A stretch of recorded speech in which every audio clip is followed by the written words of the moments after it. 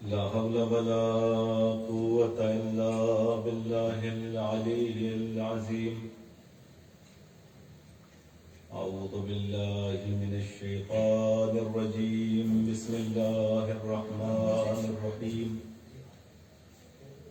الحمد لله الذي نور قلوبنا بولاء الحسين وأخيه وجده وأبيه وأمه وبنيه وشيعته ومواليه وجلى عيوننا بالبكاء في عزائه ومصيبته وجعل هاتين الموهبتين وسيلة لنا في نيل قربته وتحصيل رحمته.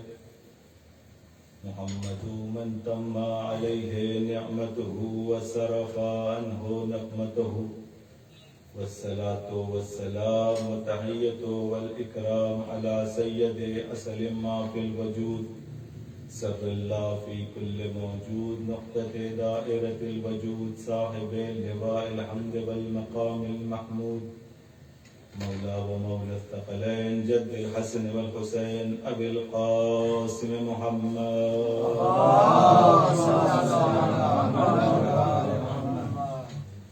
وعلى أهل بيته الطيبين الطاهرين المعصومين المنتجبين المنتخبين، ولعنة الله على أعدائهم أجمعين من يومنا هذا إلى قيام يوم الدين.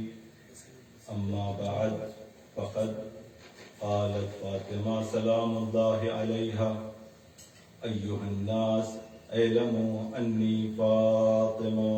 صلوات اللهم صل على محمد وآل محمد. حضرت گرامی قدر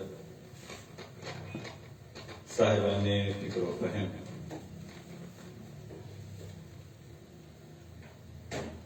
اس مختصر سی مجلس کے لیے میں نے شہزادی کونین کے فصیح و بلیغ خطبہ، جس کو خطبہ فدق کہتے ہیں، اس کے ایک جملے کو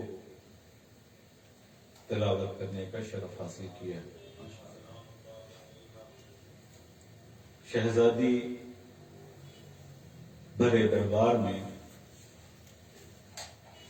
اغیار کے درمیان، غاصبوں کے درمیان شہزادی کا حق نہ پہچاننے والوں کے درمیان، بظاہر دیکھتے ہوئے اندھوں کے درمیان خطبہ ارشاد فرما رہی ہیں. اور اس پورے خطبے میں شہزادی کونین نے آغاز جو کیا وہ حمد الہی سے کیا. اس کے بعد نعت پیغمبر ارشاد فرمائی، اسلام کے اراکین کو واضح طور پر بیان کیا، اور اس کے بعد شہزادی اپنا تعارف کرا رہی ہیں: ایھا الناس اعلموا انی فاطمہ. شہزادی کا یہ خطبہ تمام علماء کا اتفاق ہے کہ فصاحت و بلاغت میں بے نظیر ہے، اور شہزادی کا یہ وہ خطبہ ہے کہ جس سے نہ جانے کتنے مسائل کا استنباط کیا گیا ہے. شہزادی اغیار کے درمیان اپنا تعارف کرا رہی ہیں، اور پہلا جملہ جو اس جملے کا ہے وہ شہزادی کہہ رہی ہیں ایھا الناس، یعنی شہزادی بھرے دربار میں خطاب کر رہی ہیں، لیکن شہزادی کا مخاطب فقط اور فقط دربار میں موجود افراد نہیں ہیں، بلکہ ایھا الناس کا کلمہ بتا رہا ہے کہ انسانیت جہاں جہاں تک رواں دواں ہے، انسانیت جہاں جہاں تک پھیلی ہوئی ہے، شہزادی ان سب کو مخاطب کر کے کہہ رہی ہیں ایھا الناس اعلموا انی فاطمہ، اے لوگوں پہچان لو میں فاطمہ ہوں. شہزادی تمام انسانیت کو اپنی طرف متوجہ کرا رہی ہیں اور آواز دے رہی ہیں کہ اے لوگوں دیکھو میں فاطمہ ہوں. اور اس کے بعد شہزادی نے جو دوسرا کلمہ استعمال کیا وہ اعلموا کا استعمال کیا.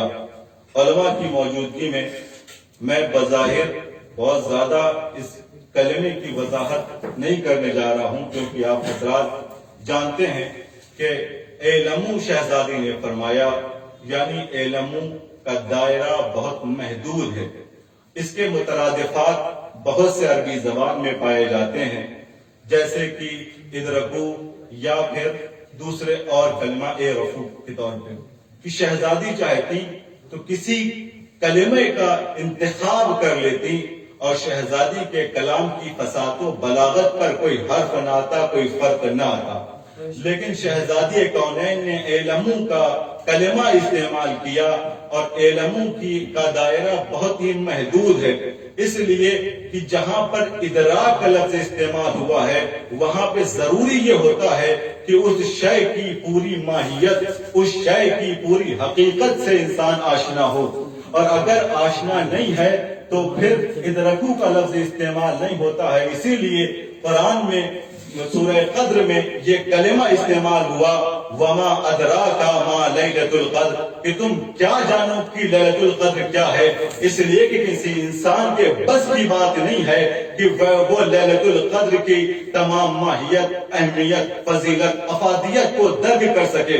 لہذا شہزادی نے اپنے کلام میں ادرکو کا لفظ استعمال نہیں کیا، اعرفوا کا لفظ استعمال نہیں کیا، بلکہ اعلموا کہا، اس لیے کہ مجرد علم، مجرد کسی انسان کی، کسی شے کی ظاہری قد و قال، اس کی ظاہری چیزوں کو پہچان لینا یہ علم ہوتا ہے. کوئی شخص میرے سامنے آئے اور کوئی مجھ سے سوال کرے کہ آپ فلاں کو جانتے ہیں، تو میں کہوں گا ہاں مجھے علم ہے. علم ہونے کا مطلب یہ ہے کہ میں بظاہر اس کو جانتا ہوں، لیکن پس پردہ وہ کیا کرتا ہے، وہ کس فضیلت کا مالک ہے، کس اہمیت کا مالک ہے، کس کمال کا مالک ہے، اس کے بارے میں مجھے اندازہ نہیں ہے. شہزادی اعلموا کہہ کے پورے دربار کو، پوری انسانیت کو بتانا یہ چاہ رہی ہے کہ تم میں اتنی قدرت ہے ہی نہیں کہ تم فاطمہ کی اصل کو پہچان سکو، تم فاطمہ کے کمال کو پہچان سکو، تم فاطمہ کی ماہیت کو پہچان سکو. تمہارے لیے کافی یہی ہے کہ تم جان لو کہ میں فاطمہ ہوں. صلوات پر محمد و آل محمد.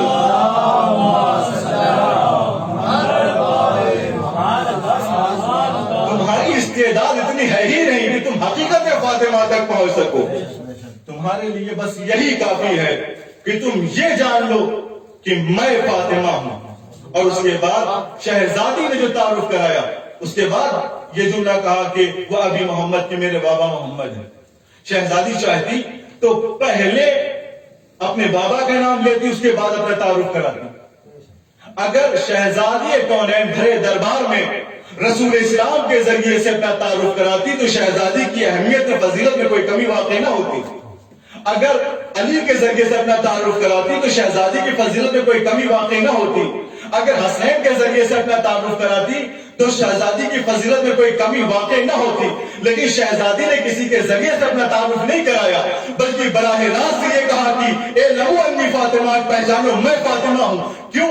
اس لیے کہ شہزادی اس عظمت کی مالکہ ہے، اس عظمت کی حاملہ ہے کہ پروردگار کو بھی جو اپنے محبوبوں کا تعارف کرانا ہوتا ہے تو فاطمہ کے ذریعے سے کراتا ہے. ہم فاطمہ و ابوہا و بالہا و بنوہا. صلوات پر محمد و آل محمد.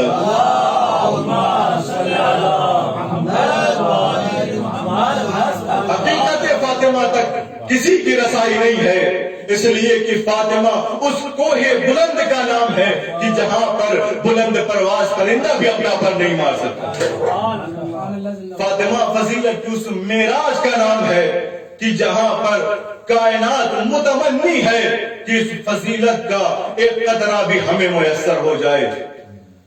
تخلیق کائنات سے پہلے اللہ نے جب آل محمد کے انوار کو اپنے نور سے الگ کیا اور انہیں عرش اعلیٰ پر جاگزین فرمایا، اور اس کے بعد جب اعلان کیا کہ میں یہ چاہتا ہوں کہ زمین پر ایک خلیفہ بناؤں.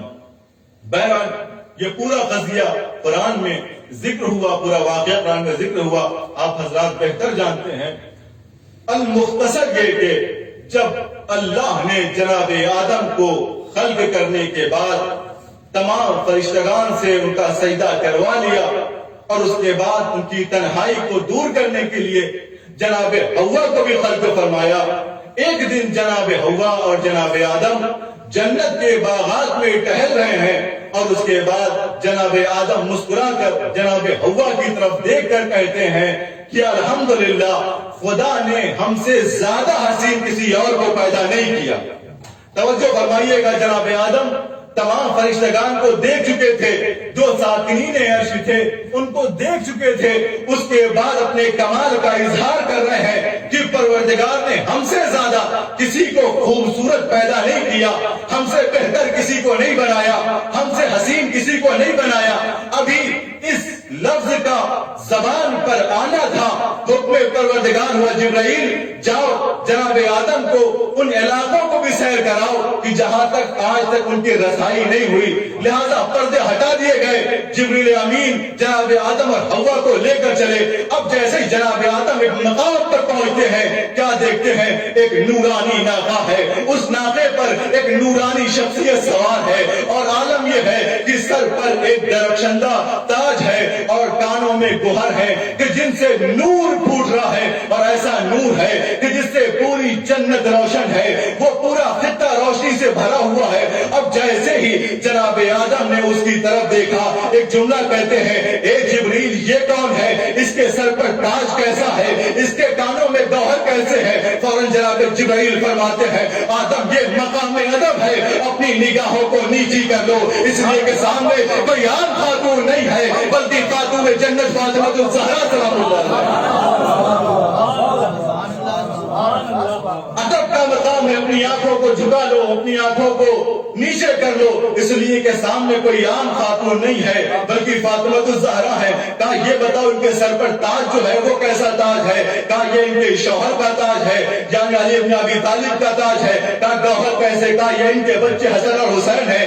عزیزان گرامی، ایک مرتبہ جناب آدم اپنی آنکھوں کو ادب سے جھکائے ہوئے جناب جبرائیل سے ایک سوال کرتے ہیں اور پوچھتے ہیں کہ اے جبرائیل یہ بتاؤ کیا اللہ نے انہیں ہم سے پہلے پیدا کیا ہے؟ کیا اللہ نے انہیں ہم سے پہلے خلق کیا ہے؟ بس ایک مرتبہ جبریل ایک جملہ کہتے ہیں، آدم ہرگز ایسا نہ سوچنا، اس لیے یہ وہ شخصیت ہے جن کے صدقے میں تم پیدا کیے گئے ہو. صلوات پہ محمد و آل محمد.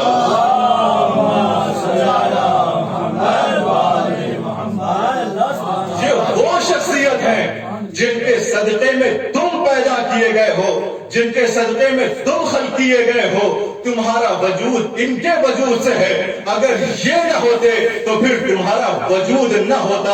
عزیزان گرامی، دیکھیں برکت جناب فاطمہ کی، جناب فاطمہ الزہرا کی برکت یہ ہے کہ جو عالم انسانیت روا دوا ہے وہ جناب فاطمہ زہرا کا صدقہ ہے. اگر زہرا نہ ہوتی تو یہ پوری کائنات نہ ہوتی. اور اس کے بعد شہزادی کے عقد کے سلسلے میں کہ جب شہزادی کا عقد ہوا تو خداوند عالم نے زمین و آسمان کا سارا پانی ان کے مہر میں قرار دیا، ان کی ملکیت میں قرار دیا. اب عزیزان گرامی، آپ ہندوستان میں رہتے ہیں، جگہ جگہ آپ جا کر دیکھتے ہوں گے ایک جملہ لکھا ہوتا ہے کہ جل ہی جیون ہے، جل ہی جیون ہے. عام آدمی جو ایمان نہیں رکھتا، عام آدمی وہ ہندو کی جو خدا کی الوہیت اور وحدانیت پر اقرار نہیں رکھتے، وہ بھی اس بات کو تسلیم کرتے ہیں کہ اگر پانی نہ ہو تو پھر حیات باقی نہ رہے گی، اس لیے کہ پانی ہی زندگی ہے، آب ہی آب حیات ہے. اگر پانی نہ ہو تو انسانیت فنا کے گھاٹ پر جائے گی. اور یہ پانی کیا ہے؟ جناب فاطمہ الزہرا کی ملکیت ہے.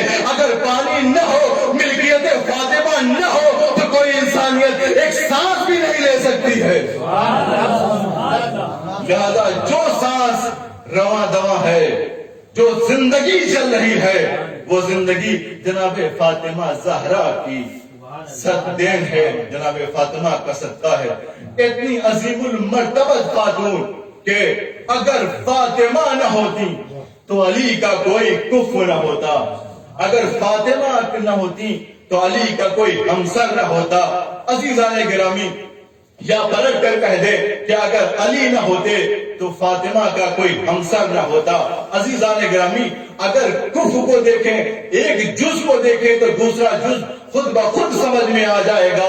علی کے لیے کیا کہا رسول اکرم نے کہ من اراد ان ينظر الى آدم في علمہ وإلی نوح فی تقویہ کہ اگر کسی کو آدم کا علم دیکھنا ہو تو وہ علی کو دیکھ لے، اگر نوح کا تقویٰ دیکھنا ہے تو علی کو دیکھ لے، اگر ابراہیم کی خلت دیکھنی ہے تو علی کو دیکھ لے، اگر موسیٰ کی حیبت دیکھنی ہے تو علی کو دیکھ لے، اگر عیسیٰ کا زہد دیکھنا ہے تو علی کو دیکھ لے۔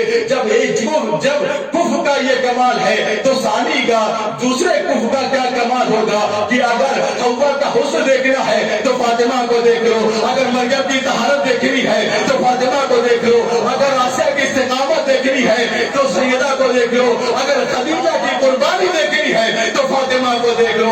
تمام اوصاف حمیدہ جو کائنات کی خاتون میں نظر آئے گا ان ساروں کا مجمع فاطمہ الزہرا کی ذات میں نظر آئے گا۔ صلوات پڑھ محمد وآل محمد۔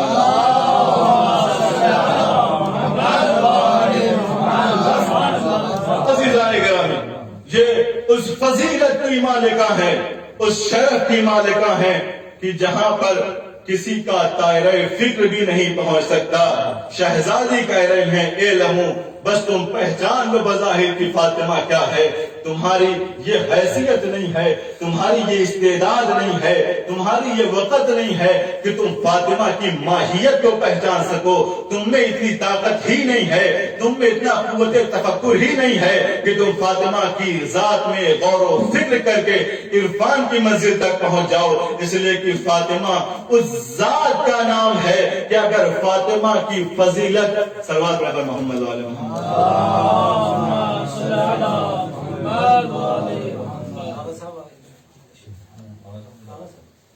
صلوات علی محمد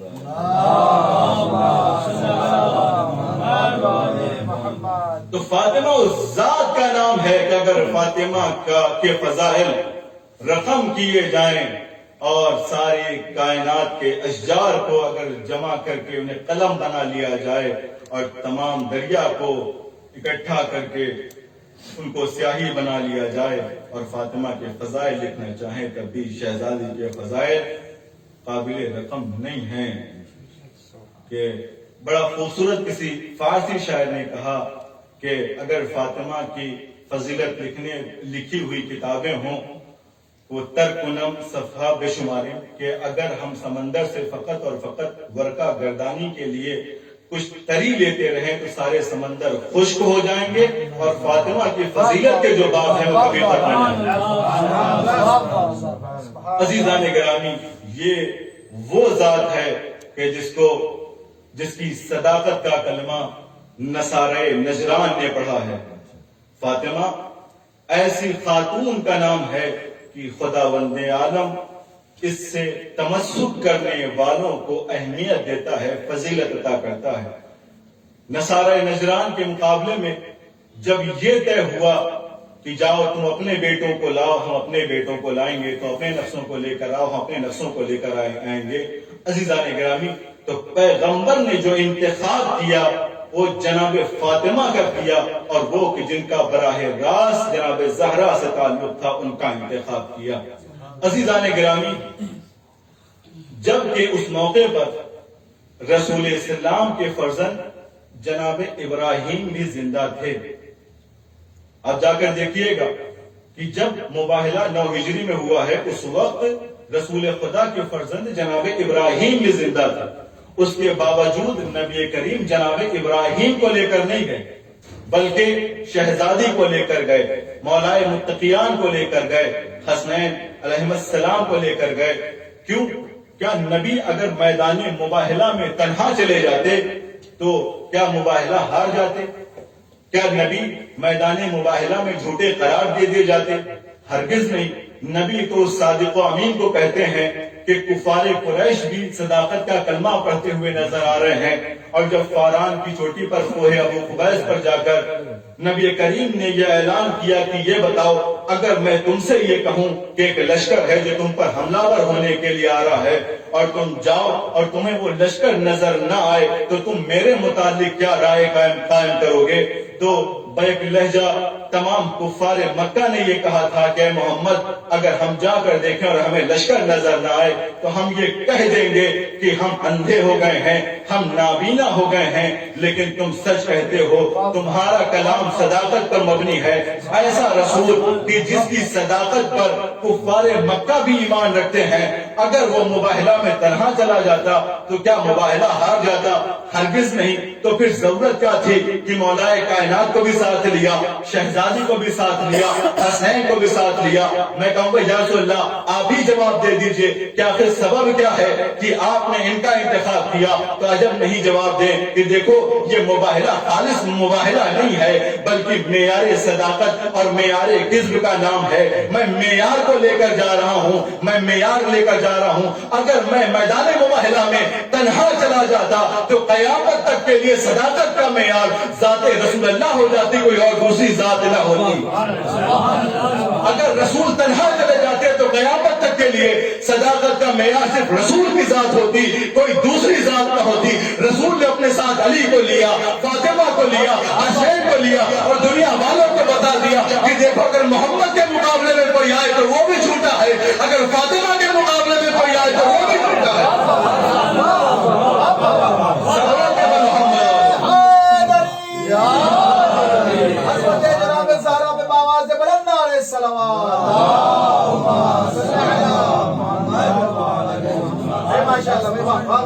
اگر میرے مقابلے میں کوئی آئے تو وہ بھی جھوٹا ہے، اور اگر فاطمہ کے مقابلے میں کوئی آئے تو وہ بھی جھوٹا ہے۔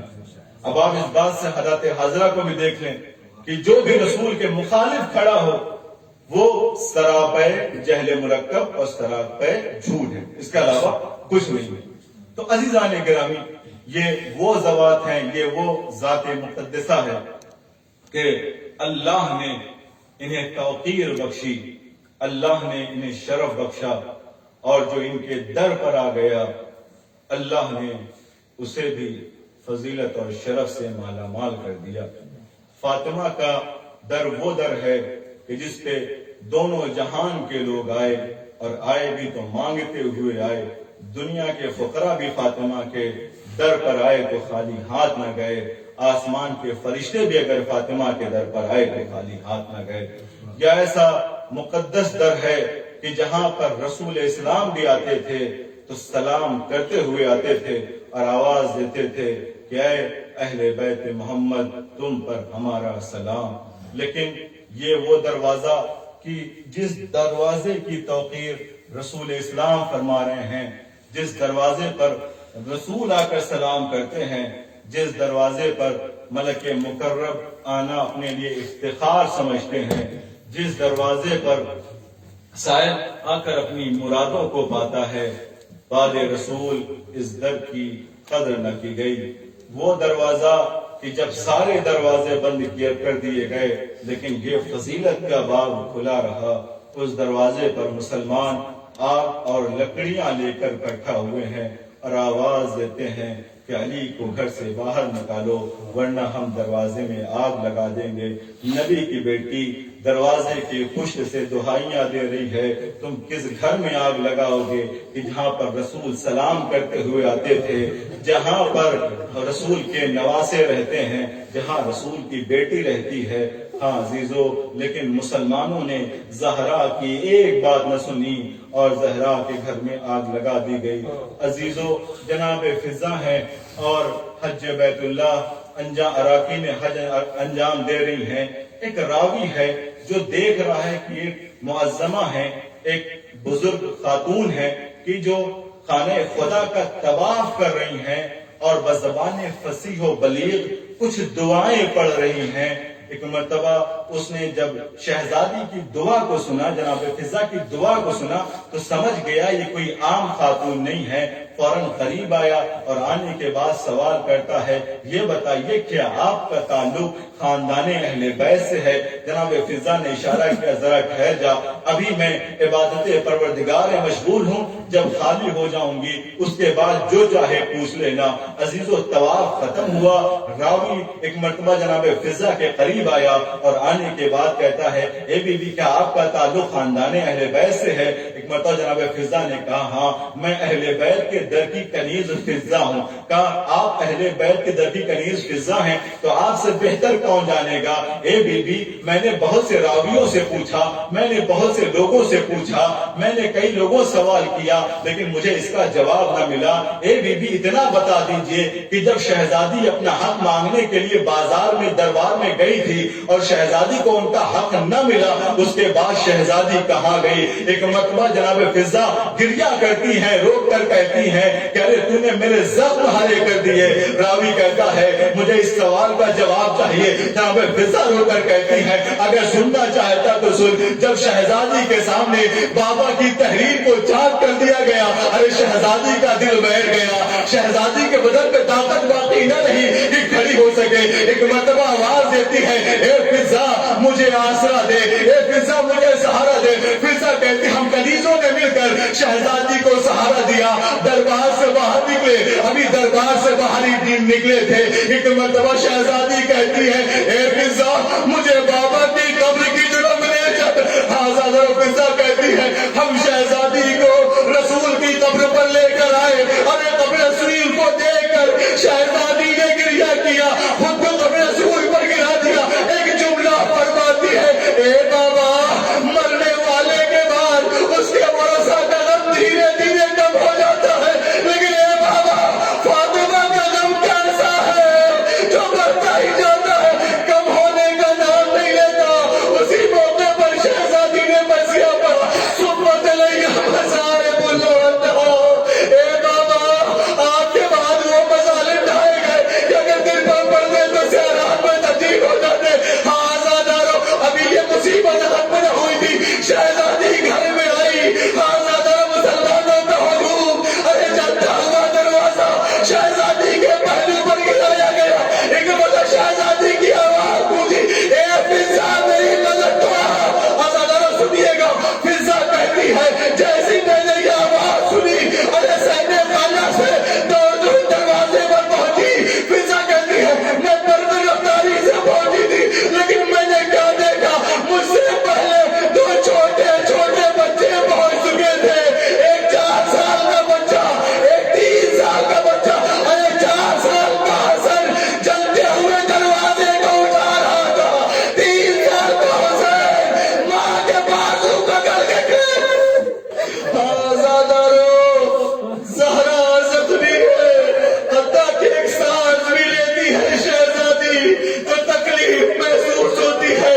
وہ وقت بھی آ گیا جب شہزادی زلیخا سے گزر گئی، علی نے شہزادی کے جنازے کو آبادہ کیا، شب کے سناٹے میں شہزادی کا جنازہ اٹھا، ارے کونین کی شہزادی اور جنازے میں چند افراد۔ آزادارو ادھر جنازہ گھر سے باہر نکلا، ابھی چند قدم دور ہی پہنچا تھا، علی نے آواز سنی، ایک چھوٹی سی بچی آواز دے رہی تھی اے اماں مجھے کس کے سہارے چھوڑ کر جا رہی ہے، اے اماں اب کون پیار کرے گا، اے اماں کون شفقت سے پیش آئے گا۔ ایک مرتبہ علی نے جو پلٹ کر دیکھا ارے ننھی شہزادی زینب، عالم یہ ہے کہ چادر زمین پر قطع دی جاتی ہے، علی برد رفتاری سے پلٹے، زینب کو گود میں اٹھایا، ایک جملہ کہا ارے سیدانیہ گھر سے باہر شب کے سناٹے میں نہیں نکلا کرتی، میں کہوں گا کہ علی تمثیلی کا عالم ہے۔ آپ نے یہ کہہ کر زینب کو سمجھا لیا، لیکن اے علی وہ وقت کیسا ہوگا جب دن کے اجالے میں زینب کشا کشا پھرائی جائے گی، منادی ندا دے رہا ہوگا حاضری سمائے بتاتے رسول